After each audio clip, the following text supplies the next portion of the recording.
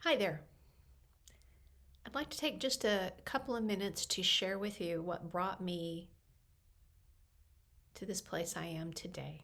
Let you get to know me just a little bit better. And I'd like to tell you a story that I call the tale of three calls. Three calls. Call number one happened approximately 7 years ago. I'm on a business trip in China. I've been there 5 months and I'm just about to wrap it up. It's the middle of the night and the phone on my bedside table rings. And you know how you are when you're just kind of coming up from sleep and going, okay, what's going on here? And I hear the phone ringing and I pick it up and just kind of squinty eyed look at it.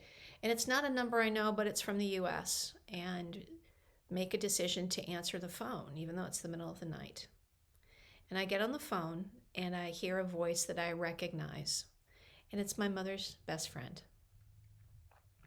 And I hear her say this. She's like, sweetie, I know it's the middle of the night. I'm sorry to have to wake you up, but I need you to know that your mother didn't wake up this morning and we need you to come home.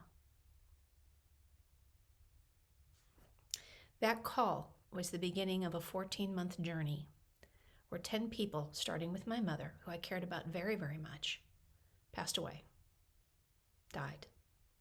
They were family members, they were friends, they were colleagues. 4 days after the last of that particular group passed, I got another phone call number two. This phone call came with a diagnosis, and this time it was for me. Let's say 3 months, 2 surgeries, and a lot of decisions later, I found myself in a moment where, and if this will be, I think you'll recognize this if you are either have been alongside or perhaps have been on the cancer journey yourself. Understand that when treatment ends, you are basically shown the door. You move from what is generally a very intense and intimate phase, and that phase is complete, and you're done. There may be follow-ups and things, of course, but the door opens and you are lovingly but firmly pushed out. And where you land is something that I call the fertile field of possibility. It's a place in a space where you have choices, a whole spectrum of choices, where you can either pull the covers over your head and wait for the next shoe to drop, or I'm living my life to the fullest and let's go, go, go, and a whole spectrum of responses in between.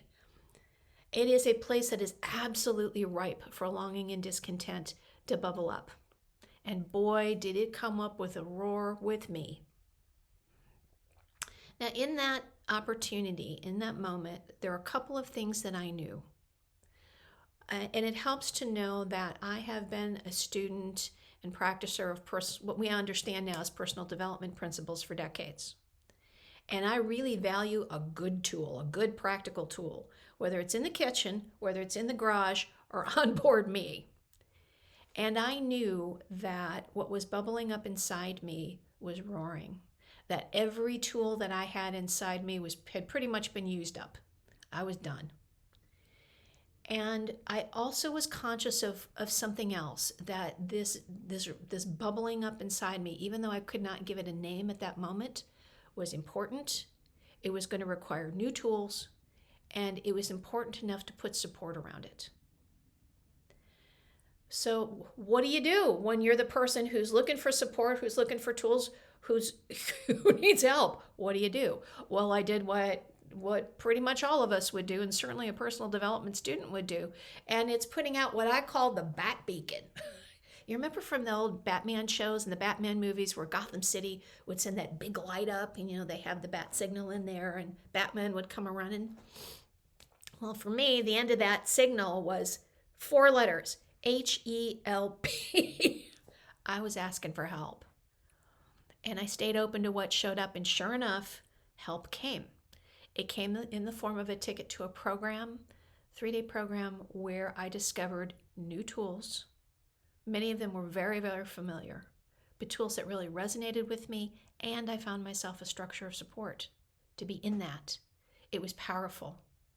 I stepped into the study and I watched the results begin to take place.